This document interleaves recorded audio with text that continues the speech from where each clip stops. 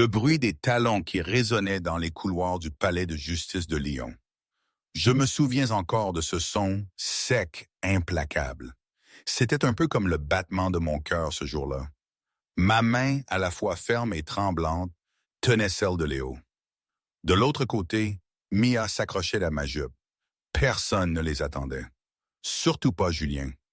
Son visage, quand il nous a vus figés dans une grimace de triomphe à moitié formée, ça, c'est une image que je ne suis pas prêt d'oublier.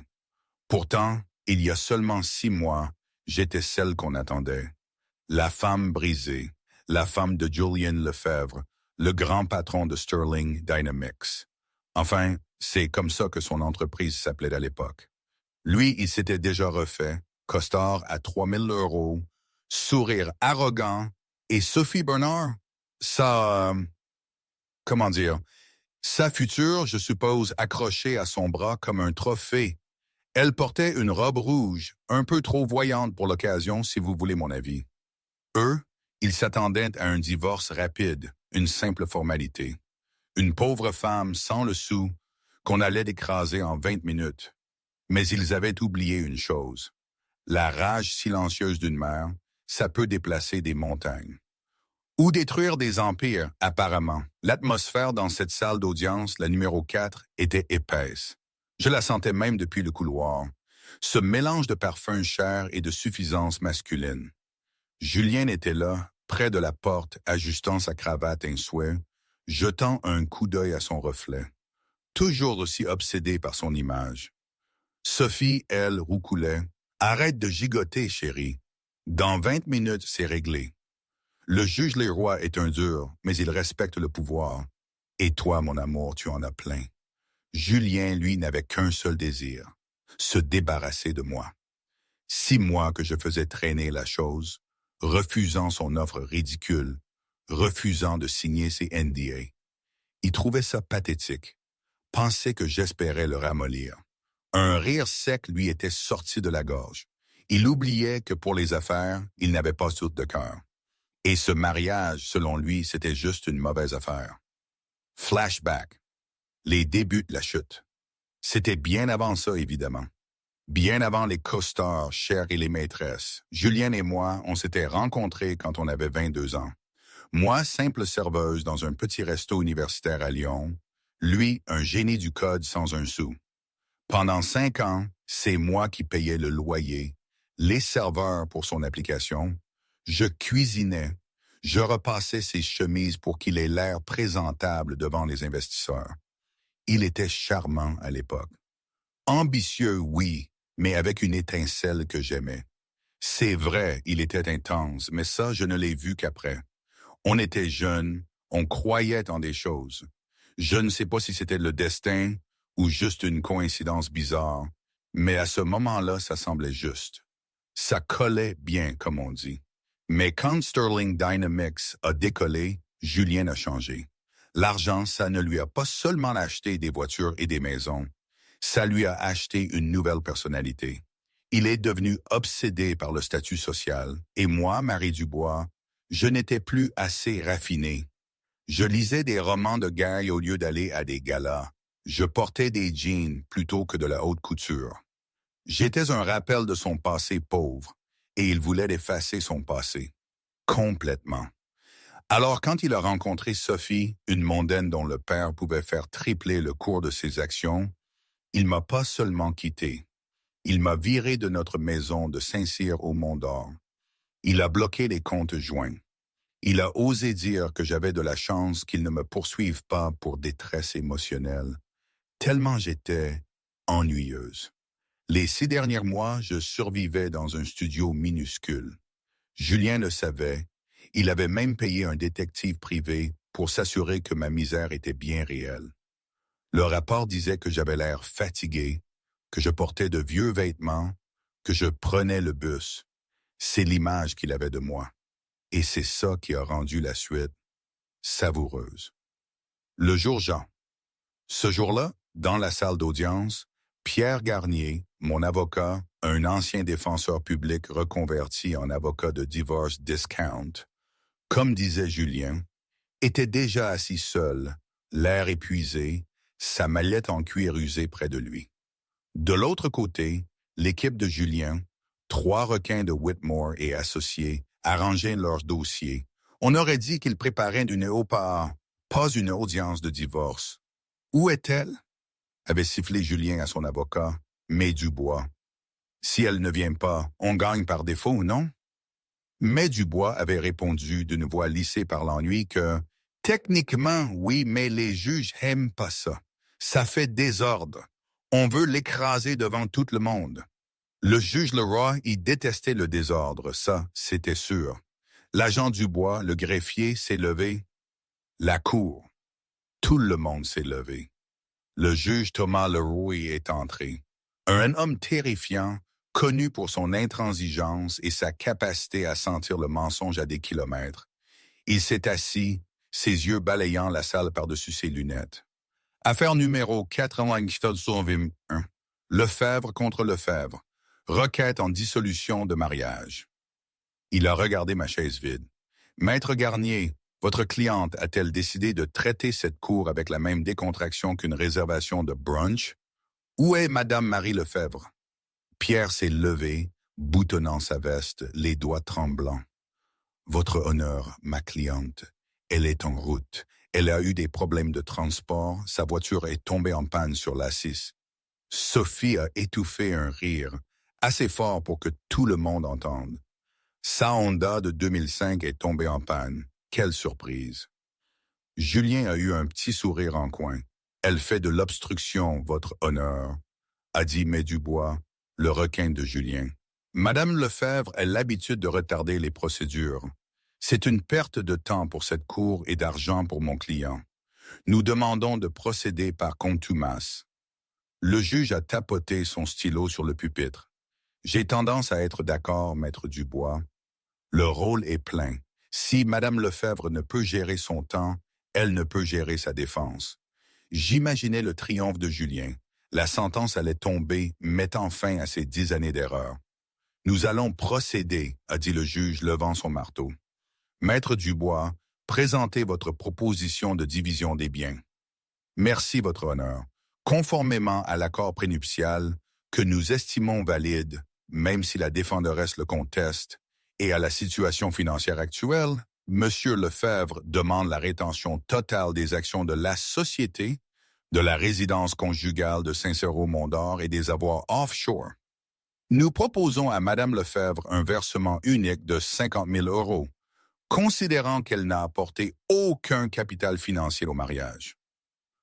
50 000 €, c'était une insulte, moins que ce que Julien dépensait pour les bijoux de Sophie en un mois. Je suis libre, pensait Julien. Mais juste au moment où M. Dubois terminait sa phrase, les lourdes portes en chaîne du fond de la salle ont gémi. Elles n'ont pas juste été poussées, elles ont été ouvertes avec une force qui exigeait l'attention. Le bruit du bois lourd claquant contre les butoirs a résonné comme un coup de feu. Toutes les têtes se sont tournées. Julien aussi, son ricanement près sur les lèvres, s'apprêtant à se moquer de mon apparence défraîchie. Mais la femme qui se tenait dans l'embrasure de la porte n'était pas la femme brisée et en larmes qu'il avait jetée il y a 6 mois. Et elle n'était pas une seule. J'étais là, dans mon tailleur bleu marine, coupé comme une armure. Mes cheveux, habituellement relevés en chignons désordonnés, étaient lissés en vagues châtaignes soyeuses. Mon maquillage était minimal, mais j'irradiais une intensité froide et féroce. La peur avait disparu de mes yeux. À sa place, un feu froid et calculateur scannait la salle et atterrissait directement sur Julien. « Je m'excuse pour le retard, votre honneur, » avais-je dit, ma voix calme, claire, mélodique. Elle portait sans effort jusqu'au fond de la salle. Au bois d'arrêt, j'ai dû m'assurer que mes accompagnateurs étaient prêts. Le juge Leroy a haussé un sourcil. Accompagnateur, Madame Lefebvre, vous êtes consciente qu'il s'agit d'une audience de divorce, pas d'un bal de débutante. Je le suis, juge Leroy, ai-je répondu, entrant pleinement dans la salle. Mais ce ne sont pas de simples accompagnateurs, ce sont des preuves. Je me suis écarté. Derrière moi, 2 petites silhouettes ont émergé. La salle d'audience est devenue silencieuse. Même la sténographe est arrêtée de taper. C'étaient des jumeaux, un garçon et une fille d'à peine 4 ans. Ils étaient impeccablement habillés. Le garçon dans un petit blazer qui correspondait à mon tailleur marine, la fille dans une robe marine avec un ruban blanc. Ils avaient des cheveux bouclés foncés. Ils avaient les pommettes hautes. Et ils avaient le nez de Julien Lefebvre. Le menton de Julien Lefebvre. Julien a senti le sang quitter son visage. Il s'est levé, ses genoux claquant contre la table. « Quoi? Qu'est-ce que c'est que ça? » Sophie l'a agrippé au bras, ses ongles s'enfonçant dans sa peau. « Julien? » a-t-elle sifflé, sa voix montant d'un octave. « Qui sont ces enfants? Pourquoi te ressemblent-ils? » J'ai traversé l'allée centrale, tenant la main de chaque enfant. Le claquement de mes talons sur le sol était le seul son dans la pièce. Je n'ai pas regardé Julien. J'ai marché directement jusqu'à la table de la défense. J'ai soulevé les enfants sur le banc à côté de Pierre Garnier, puis je me suis tourné vers le juge. « Votre honneur, » ai-je dit, ma voix résonnant. Je présente formellement à la cour Léo et Mia Lefebvre, le fils et la fille de Julien Lefebvre. « Objection !» a crié Medubois, l'air incertain. « C'est une tactique d'embuscade.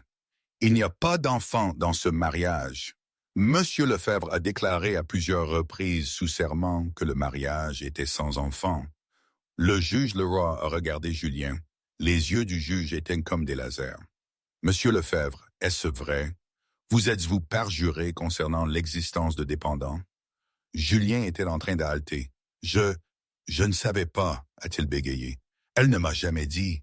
Nous sommes séparés depuis 6 mois. » Mais attendez, il a fait le calcul dans sa tête. Les jumeaux avaient l'air d'avoir 4 ans. « 4 ans? » a crié Julien, pointant un doigt tremblant vers moi. « Nous vivions ensemble il y a 4 ans.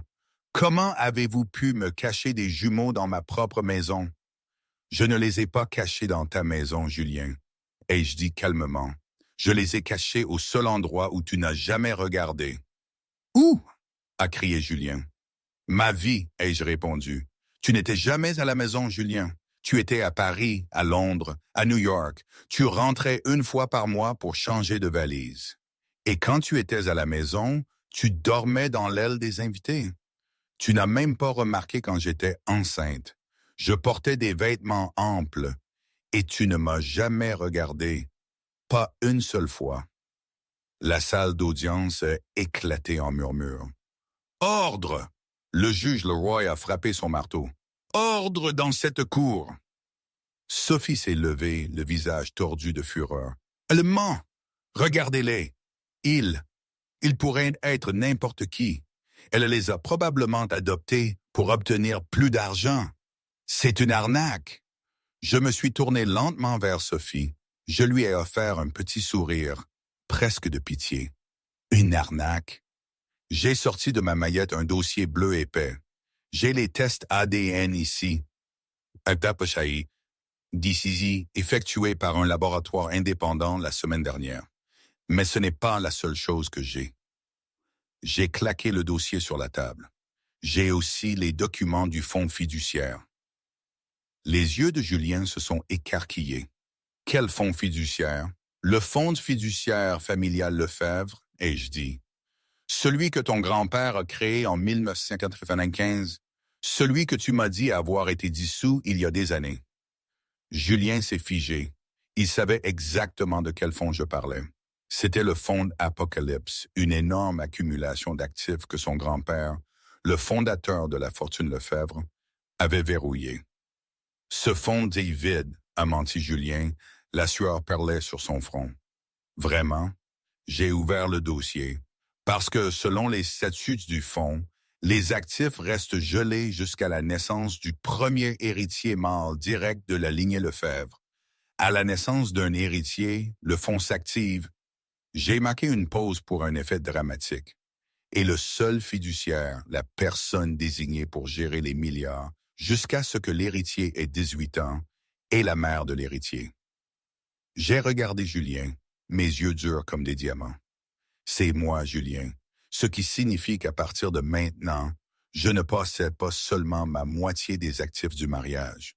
Je contrôle les droits de vote de toute ton entreprise. Le silence qui a suivi était lourd, suffocant. C'était le son d'une dynamique de pouvoir qui changeait si violemment qu'elle aspirait l'air de la pièce. Mais Dubois, l'avocat requin de Julien, s'est affaissé sur sa chaise. Il connaissait la loi. Si ce fonds existait et si ses enfants étaient réels, son client n'était plus l'homme le plus riche de la pièce. Il était un subordonné. Commentaire personnel, milieu du récit. Attendez une seconde. Ici, il faut que je fasse une pause, que je sorte un peu de l'action. Parce que tout ça, cette histoire de fonds familial apocalypse, ces règles ancestrales sur l'héritier mâle, ça me paraissait tellement tiré par les cheveux.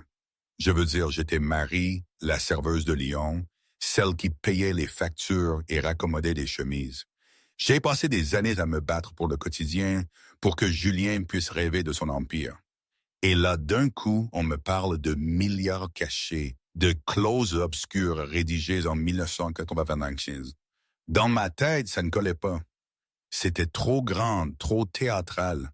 C'est le genre de truc que tu lis dans les romans ou que tu vois au cinéma, pas ce qui t'arrive quand ta Honda tombe en panne sur la 6. Je me suis même demandé si je n'étais pas en train de rêver ou si c'était une sorte de blague cosmique géante. Comment on passe de Madame Lefebvre, vous êtes ennuyeuse, à Madame Lefebvre, vous contrôlez un empire en l'espace de 2 heures? C'était absurde. Mais d'une certaine manière, la vie de Julien était devenue absurde. Alors, pourquoi pas la mienne? En tout cas, ça donnait une sacrée raison de me battre. Fin de la parenthèse, reprenons là où j'en étais. Le visage de Julien est passé de pâle à un rouge profond et marbré. C'est impossible. Grand-père n'aurait jamais. Il vous détestait. Il pensait que vous étiez une croqueuse de diamants. Il pensait que j'étais loyal. Ai-je rétorqué. Et certes qu'il avait que tu étais imprudent. Il a écrit cette clause pour s'assurer que la fortune Lefebvre reste dans la famille, pas pour tes acquisitions. J'ai jeté un regard significatif à Sophie. Sophie a craqué. Elle avait passé 2 ans à cultiver Julien. Elle avait enduré son arrogance, son tempérament et ses étranges habitudes parce que la récompense devait être une richesse illimitée. Maintenant, cette serveuse de quartier disait qu'elle détenait les clés du royaume. « Sorcière menteuse !» a hurlé Sophie. Elle s'est jetée en avant, renversant un pichet d'eau sur la table du plaignant. « Vous avez simulé ses enfants. Vous avez probablement couché avec son frère. »« Madame Bernard, asseyez-vous !» a hurlé le juge Leroy. « Non !» a crié Sophie, sa contenance complètement brisée.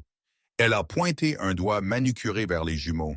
La petite Mia s'est blottie contre moi, les yeux grands ouverts de peur. « Regardez-les, ils portent des vêtements bon marché. On dirait des rats de rue. Julien, dites-leur que vous êtes stérile. Vous m'avez dit que vous étiez stérile. » La salle d'audience a de nouveau haleté. Julien a fermé les yeux. « Sophie, tais-toi » a-t-il sifflé.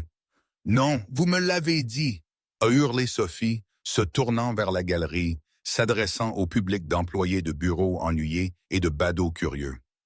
« Il m'a dit qu'il avait subi une vasectomie il y a 5 ans, avant la conception des jumeaux. Donc ils ne peuvent pas être les siens. » Julien s'est enfoui le visage dans les mains. Je n'ai pas tressailli. J'ai regardé Pierre Garnier, mon avocat. Pierre s'est levé, l'air beaucoup plus confiant maintenant. « Votre honneur, » a dit Pierre, « si le plaignant a subi une vasectomie, nous serions ravis de voir les dossiers médicaux. Cependant, M. Lefebvre est connu pour son exagération, mais Mme Bernard soulève un point intéressant concernant la paternité. » Pierre a pris le dossier bleu que j'avais posé sur la table. Nous avions anticipé cette accusation. Nous sommes heureux de soumettre les enfants à un test ADN ordonné par le tribunal dès maintenant. Mais nous demandons ainsi une autre chose. « Et c'est quoi, Maître Garnier ?» a demandé le juge Leroy. « Nous demandons un test ADN pour M. Lefebvre aussi, » a dit Pierre. « Non pas pour prouver qu'il est le père, mais pour prouver qu'il n'est pas celui qu'il prétend être. » La tête de Julien s'est relevée brusquement. « De quoi diable parlez-vous? » Mon client a des raisons de croire, a dit Pierre, baissant la voix jusqu'à un murmure dangereux, que l'homme qui se tient ici se présentant comme Julien Lefebvre, se présentant comme le PDG de Sterling Dynamics, commet une fraude d'identité depuis 3 ans. Sophie s'est figée. Elle a regardé Julien. Fraude d'identité? C'est insensé, a crié Julien, frappant son poing sur la table. Je suis Julien Lefebvre. J'ai bâti cette entreprise. Vraiment? Ai-je dit doucement. Ou avez-vous volé le code à votre associé Alexandre avant qu'il ne meure dans cet accident il y a 3 ans? Et avez-vous caché le fait qu'Alexandre était en fait votre demi-frère, le véritable héritier? Les rebondissements s'accumulaient si vite que la sténographe a dû s'arrêter et se secouer les mains. C'est absurde, a hurlé M. Dubois. Votre honneur, c'est un cirque. Je demande un ajournement. Refusé, a dit le juge Leroy, sa voix froide comme la glace. Il s'est penché en avant, regardant attentivement les jumeaux. Il a fixé le petit garçon, Léo. Puis le juge a fait quelque chose que personne n'attendait. Le juge Leroy a enlevé ses lunettes. Il m'a regardé avec une expression étrange et adoucie. Perspective du juge Thomas Leroy. Le juge Thomas Leroy n'était plus le magistrat inflexible qu'il prétendait être. En fait, depuis l'entrée de cette Madame Lefebvre et de ses enfants, une fissure s'était ouverte dans son armure. L'air soudain lui manquait. Il avait vu le petit garçon, Léo, et quelque chose en lui s'était tendu. Ses traits, ce regard, c'était non, impossible. Lorsque Madame Lefebvre a amené le garçon à la barre sur sa demande, chaque cellule de son corps avait vibré. Ses yeux se sont posés sur le petit garçon, la forme des yeux, les boucles de ses cheveux sombres. Puis il l'a vu, juste là, sur le cou de Léo, une petite marque de naissance en forme d'étoile. La même, la putain de même marque que son fils, Alexandre, avait eue. La marque qui était dans sa famille depuis des générations. Son sang s'est glacé. Son fils, Alexandre. Le juge Thomas Leroy a regardé Julien, ses yeux brûlants d'une fureur soudaine et très personnelle. « Monsieur Lefebvre, avait-il dit, sa voix tremblante d'une rage contenue, vous avez juré sous serment que vous n'aviez pas de famille. Vous avez juré que vous étiez enfant unique. Je le suis, avait bégayé Julien. Alors expliquez-moi, avait dit le juge Thomas Leroy, pointant un doigt tremblant vers le petit garçon.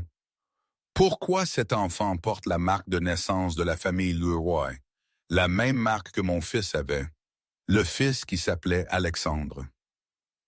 Retour à Marie. La salle d'audience a explosé dans le chaos. Le juge Leroy n'était plus seulement le juge. Il était le grand-père. La salle d'audience n'était plus un lieu de droit. C'était un théâtre de guerre et le juge Thomas Leroy venait de larguer une bombe nucléaire. Julien était en train de s'écrouler. Mais Dubois, l'avocat, tentait encore de balbutier une défense, parlant de coïncidence et de marques de naissance non admissibles. Mais le juge Leroy n'écoutait plus. Il s'est levé, arrachant sa robe noire avec un mouvement qui paraissait violent. Il a jeté le lourd tissu sur sa chaise, révélant une chemise blanche en dessous. Il ressemblait moins à un juge maintenant, et plus à un père furieux et en deuil. « Agent Dubois !» a aboyé le juge Leroy. « Verrouillez les portes. Personne ne quitte cette salle. Je déclare cette session à huis clos en raison d'implications de sécurité nationale et de fraude criminelle. » Sécurité nationale, a couiné Sophie. C'est un divorce. C'est maintenant une enquête pour meurtre, a dit le juge Leroy, sa voix tombant à un murmure terrifiant. Il est descendu du banc, enjambant les marches, se déplaçant avec l'agilité d'un prédateur vers la table des plaignants. Il s'est arrêté à quelques centimètres du visage de Julien. « Mon fils, Alexandre Leroy, a disparu il y a 3 ans. » a dit le juge, ses yeux pleins de larmes retenues. C'était un codeur brillant. Il travaillait sur un projet qu'il appelait l'Algorithme Genesis. Il m'a dit qu'il avait un associé, un homme nommé Julien. Il ne m'a jamais dit le nom de famille. Le juge Leroy a attrapé Julien par les revers de son costume cher et l'a plaqué contre sa chaise. Alexandre m'a dit que Julien était comme un frère pour lui. Mais ensuite, Alexandre est mort dans un accident de voiture. Son ordinateur portable a disparu. Ses sauvegardes ont été effacées. Et 3 mois plus tard, Sterling Dynamics a lancé une nouvelle IA révolutionnaire. Votre IA. Julien tremblait si fort que ses dents claquaient. J'ai écrit ce code. Alexandre était juste. Il était juste un stagiaire. Il ne savait rien. Menteur. Ma voix a traversé la tension. Je me suis levé, protégeant les jumeaux derrière moi. Alexandre n'était pas un stagiaire, Julien. C'était le génie. Tu étais la façade. Tu étais le vendeur. Et tu étais jaloux. Je me suis approché de la table des pièces à conviction et j'ai pris une clé USB que j'avais placée là plus tôt. Alexandre m'a envoyé un email la nuit de sa mort, ai-je révélé. Nous étions amis, Julien. Savais-tu que pendant que tu faisais du réseautage avec des investisseurs, Alexandre venait dîner chez moi? Il s'est plaint que tu le forçais à vendre l'algorithme à un entrepreneur militaire étranger. Il a refusé. Il voulait qu'il soit open source pour aider les gens. J'ai levé la clé USB. Ceci est la sauvegarde, celle que tu n'as pas trouvée. Elle contient le code source horodaté 2 semaines avant que tu ne l'inventes. Et elle contient un journal vidéo. Mais Dubois a commencé à ranger sa maillette rapidement. Monsieur Lefebvre, je vous conseille de ne pas parler. En fait, je me retire immédiatement en tant que votre avocat.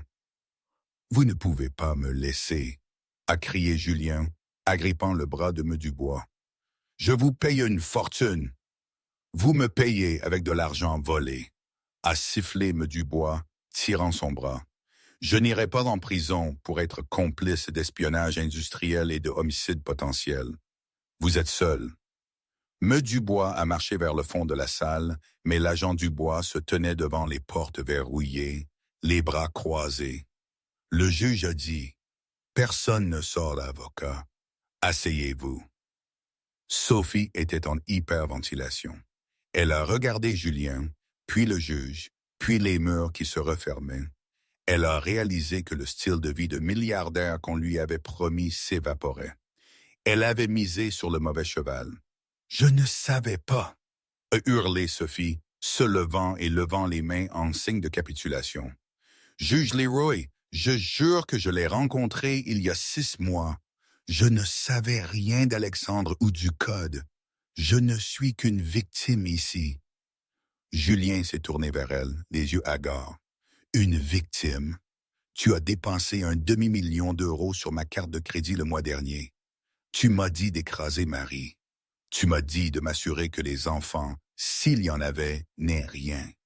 J'ai été trompé. » A pleuré Sophie, des larmes de crocodile coulant sur son visage. Elle m'a regardé. « Marie, ma chérie, tu sais comment sont les hommes. Il m'a manipulé. Nous devrions nous serrer les coudes. Les femmes qui soutiennent l'épée, mais n'est-ce que bon? » J'ai ri. C'était un son froid et sec. « Les femmes qui soutiennent les femmes, » ai-je demandé, m'approchant de la maîtresse. « C'est ce que tu faisais quand tu m'envoyais ces messages. Ceux qui se moquaient de mes vêtements. Ceux qui me disaient de me dépêcher de mourir pour que tu puisses emménager dans la maison principale. » Sophie a pâli. J'étais stressé. « Et est-ce que tu soutiens les faits mais en cachant ton propre secret? » ai-je demandé. J'ai regardé Pierre Garnier. « Pierre, montre-lui la pièce à conviction C. » Pierre a sorti une seule feuille de papier de sa maillette usée et l'a glissée sur la table vers Sophie. Sophie a regardé le papier. Ses yeux ont exorbité. « C'est ça, ai-je dit. J'ai aussi un détective privé, Sophie. Et contrairement à celui de Julien, le mien est réellement compétent. » Sophie a fixé le document. C'était un certificat de naissance, pas pour mes jumeaux, mais pour un enfant né il y a 5 ans à Monaco. « Tu as une fille, Sophie, ai-je dit doucement. Elle s'appelle Margot. Elle vit avec ta mère dans un camping en Camargue. Tu ne l'as pas vue depuis 2 ans. Tu leur envoies 500 € par mois, de l'argent de l'ombre, pendant que tu portes des chaussures qui coûtent 2 000 euros. La salle d'audience était de nouveau silencieuse. L'image de la mondaine glamour s'est effondrée, révélant une femme désespérée et égoïste qui avait abandonné son propre enfant pour courir après un milliardaire. Je l'ai fait pour elle, a sangloté Sophie, bien que la performance perdait son public. Tu essayais de t'assurer un avenir en détruisant le mien, ai-je rétorqué. Non, tu es un parasite, Sophie, et tu as fini. Julien, réalisant qu'il était entouré d'ennemis, a décidé de jouer sa dernière carte désespérée.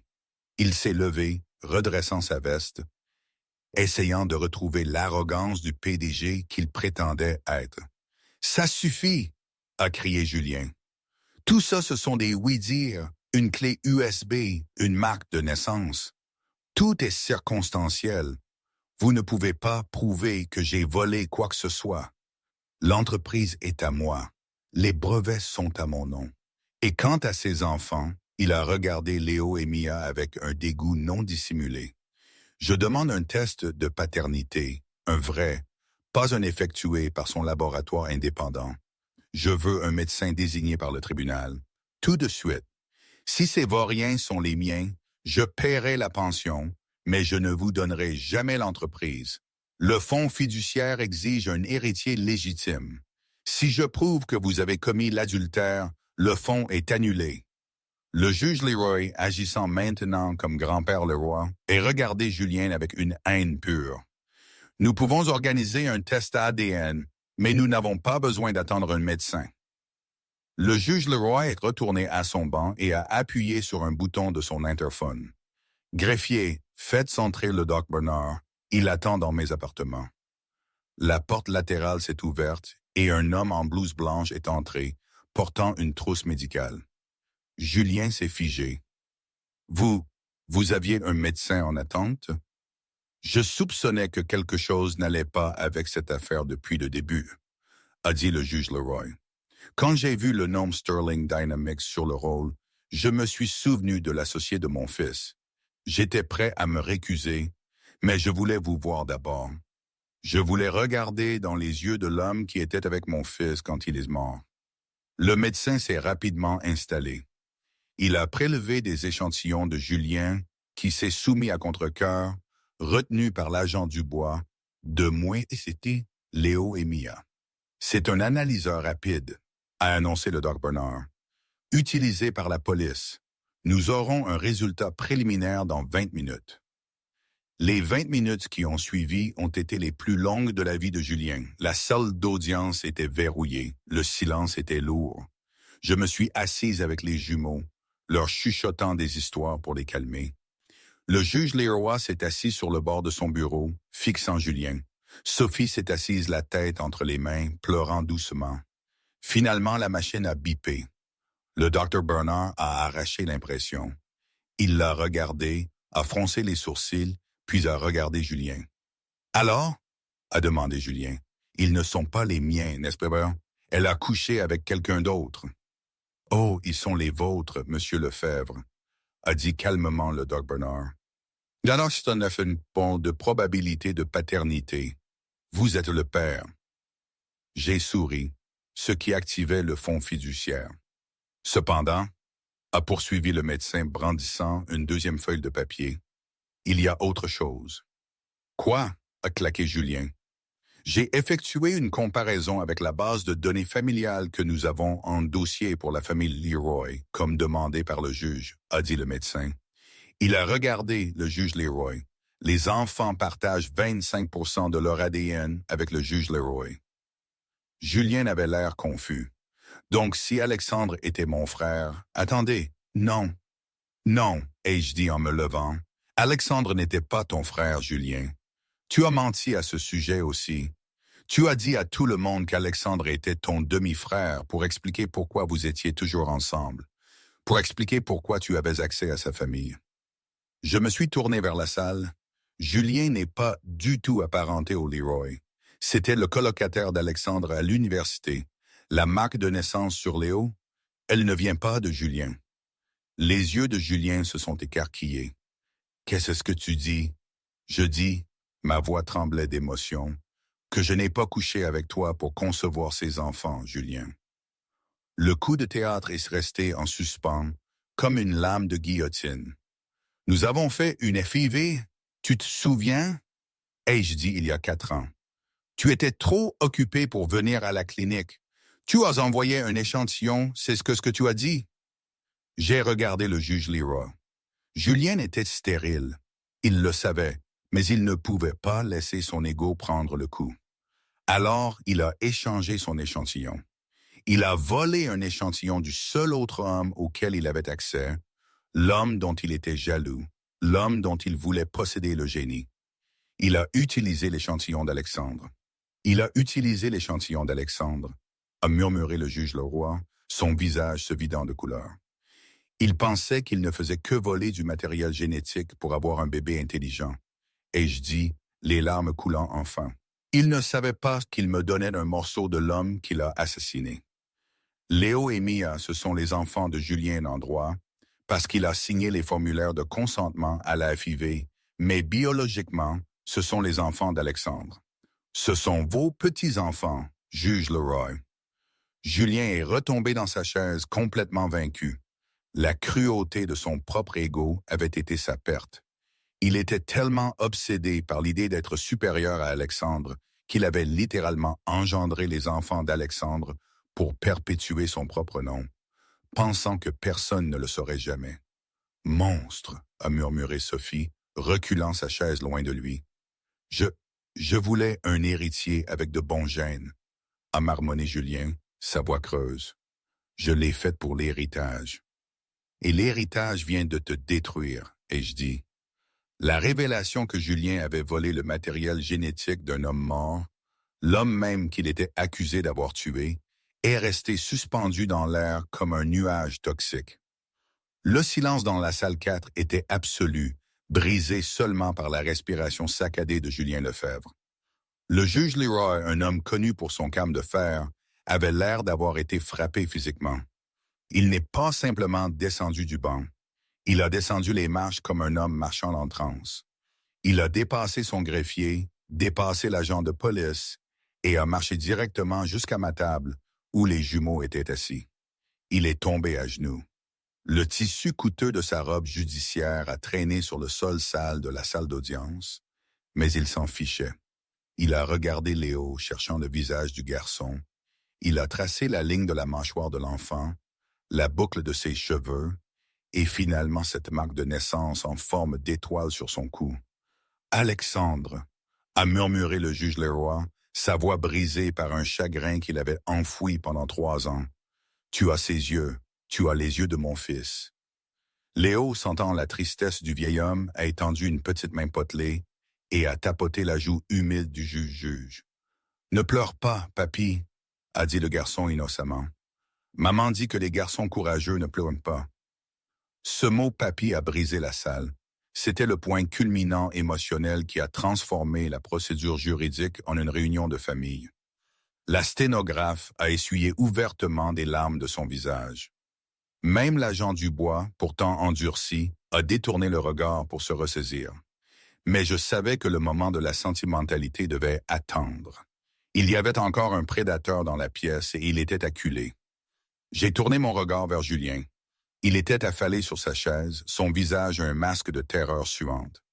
Il a regardé la fenêtre, puis la porte, ses yeux dartillants comme un animal piégé.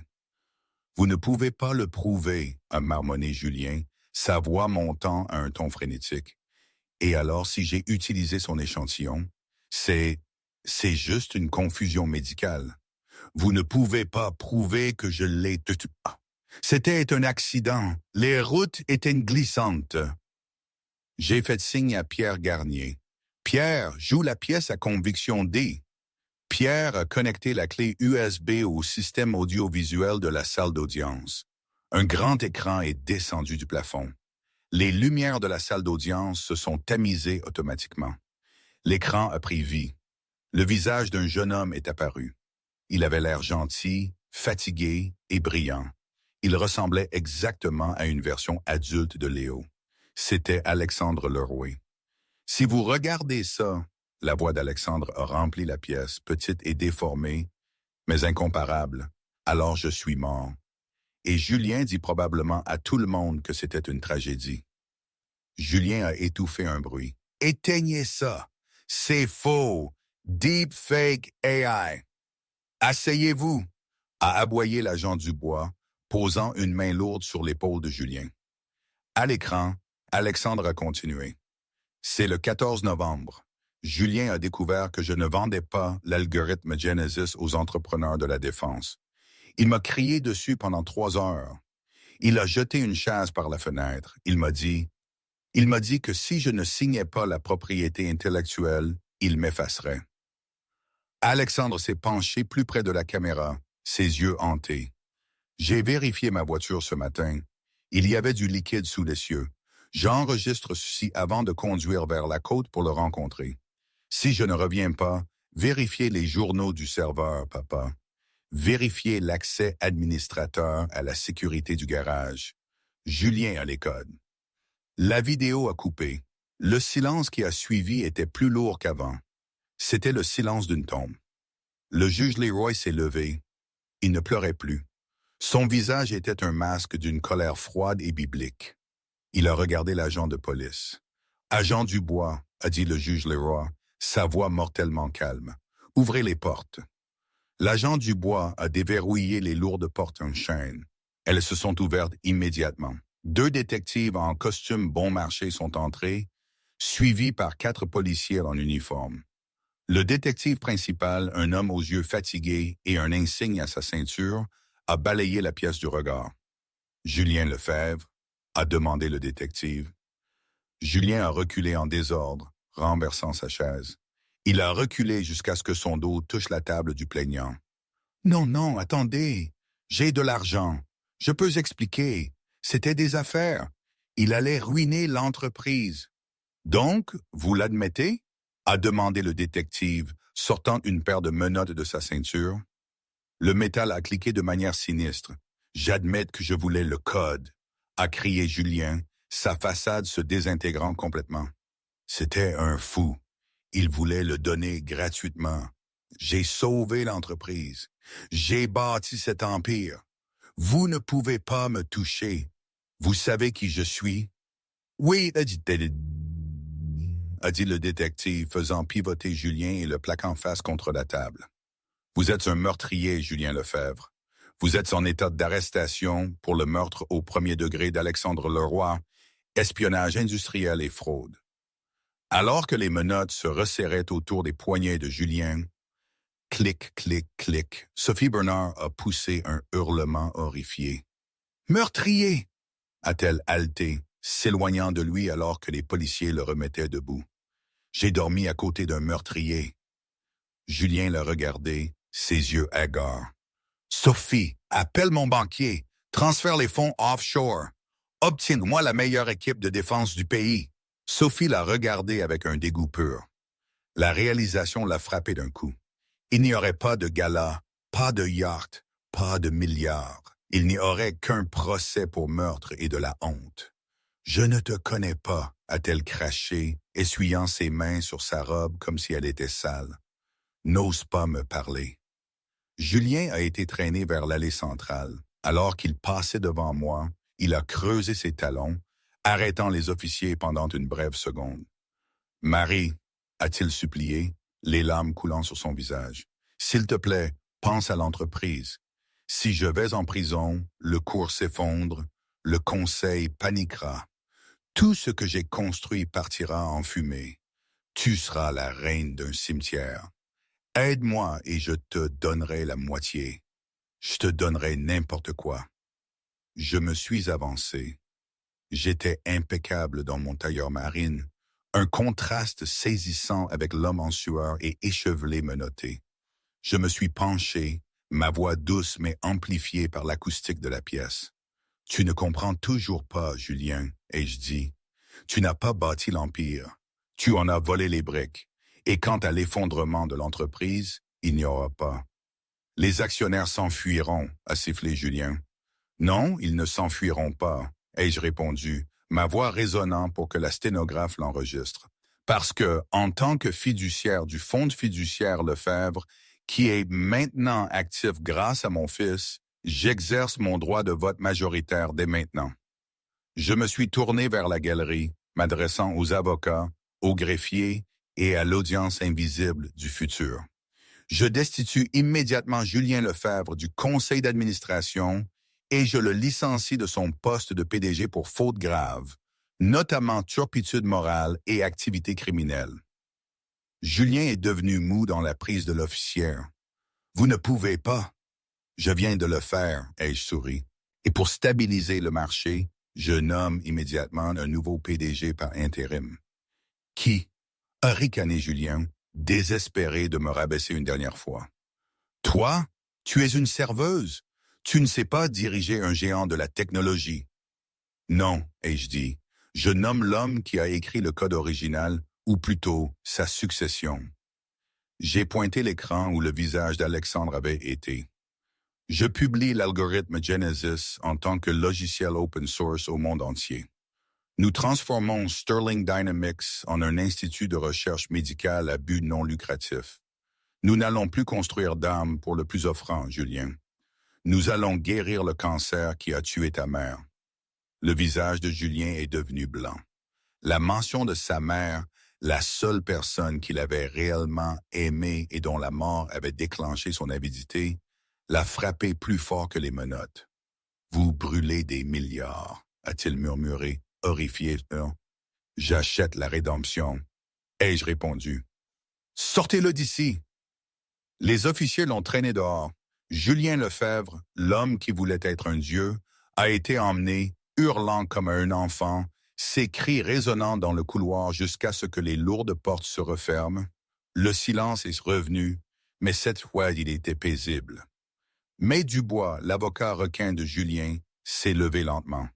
Il a commencé à fourrer des papiers dans sa maillette.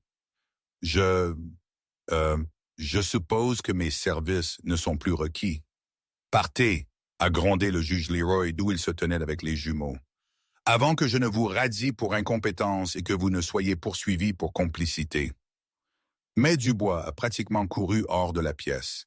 Il ne restait que Sophie. Elle se tenait seule à la table du plaignant, serrant son sac de designer. Son visage était maculé de mascara. Elle m'a regardé, essayant de retrouver un peu de son ancienne arrogance, mais échouant lamentablement. « Marie », a commencé sa voix en tremblant. « Écoutez, nous avons clairement été toutes les deux des victimes ici. Il m'a menti aussi. Je ne savais rien du meurtre.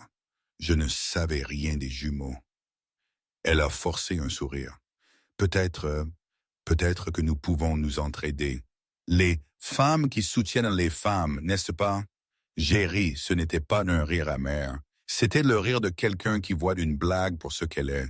Je me suis approché de la maîtresse. De près, Sophie avait l'air vieille et fatiguée. Le glamour n'était que de la peinture. Les femmes qui soutiennent les femmes, ai-je demandé, penchant la tête.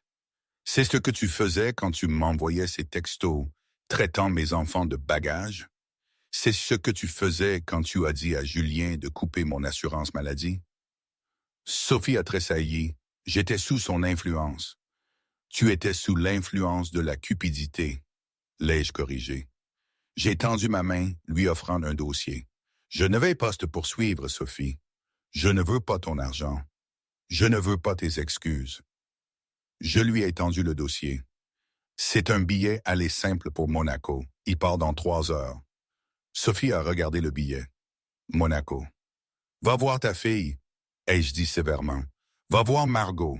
Elle a 5 ans et elle pense que sa mère est morte parce que tu n'appelles jamais. Va élever ton enfant, Sophie. Si je te revois à Lyon, si je te vois près de ma famille, je divulguerai les documents fiscaux que j'ai sur toi aux impôts. Je sais que tu n'as pas déclaré un centime des cadeaux que Julien t'a fait. Les yeux de Sophie se sont écarquillés de terreur. Elle a hoché frénétiquement de la tête, serrant le billet contre sa poitrine. « Merci », a-t-elle murmuré. Réalisant qu'elle obtenait une miséricorde qu'elle ne méritait pas, elle s'est retournée et a couru, ses talons claquant sur le sol, fuyant l'épave de la vie qu'elle avait tenté de voler. Maintenant, la pièce était vraiment vide d'ennemis. Le juge Leroy s'est approché de moi. Il avait l'air 10 ans plus jeune qu'une heure auparavant. Il tenait fermement les mains de Léo et Mia. « Je ne sais pas quoi dire », a dit le juge Leroy, la voix chargée d'émotion. « Vous les avez élevés seuls. Vous les avez protégés d'un monstre. Vous avez sauvé l'héritage de mon fils alors que je ne pouvais pas. Ils m'ont sauvé, ai-je dit, regardant mes enfants. J'ai voulu abandonner tant de fois, mais je les ai regardés et j'ai vu Alexandre. Je savais que je devais me battre. « Vous êtes une femme très riche maintenant, Marie, » a dit le juge Leroy. « Vous contrôlez le fonds, vous contrôlez la fondation. L'argent ne m'intéresse pas, ai-je dit honnêtement. Je veux juste qu'ils sachent qui était vraiment leur père. Pas Julien, mais l'homme qui leur a donné leur étincelle. Nous leur dirons, a promis le juge Leroy, chaque jour. » Je me suis tourné vers Pierre Garnier. Mon avocat était appuyé contre la table, l'air épuisé mais souriant comme s'il venait de gagner à la loterie. « Et vous, ai-je dit en m'approchant de lui, vous avez pris cette affaire alors que tous les autres cabinets de Lyon se moquaient de moi. Vous vous êtes battu pour une serveuse contre un milliardaire. » Pierre a haussé les épaules, rougissant légèrement. « J'aime les outsiders, ils ont de meilleures histoires. » « Vous n'êtes plus un défenseur public, Pierre, » ai-je dit. « J'aurais besoin d'un conseiller général pour la nouvelle fondation Leroy-Dubois. Quelqu'un en qui je peux avoir confiance. Quelqu'un qui sait que la justice vaut plus qu'un salaire. » J'ai tendu ma main. « Le salaire est triple de ce que vous gagnez maintenant. Intéressé? » Pierre a pris ma main. Sa prise était chaleureuse et ferme. « Je serais honoré, madame. » Mademoiselle Dubois. « Marie, l'ai-je corrigé avec un sourire. Juste Marie. » J'ai pris une profonde inspiration, regardant autour de la salle d'audience une dernière fois.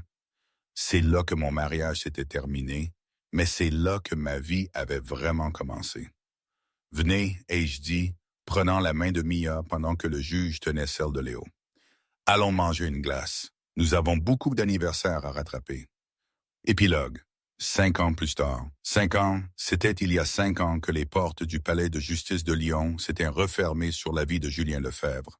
À la prison de Lyon-Corbaz, l'air sentait toujours l'eau de Javel et le désespoir.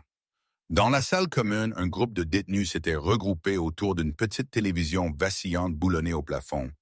Le détenu Ulyasson 40, autrefois connu sous le nom de Julien Lefebvre, était assis dans le coin, lavant le sol en linoléum.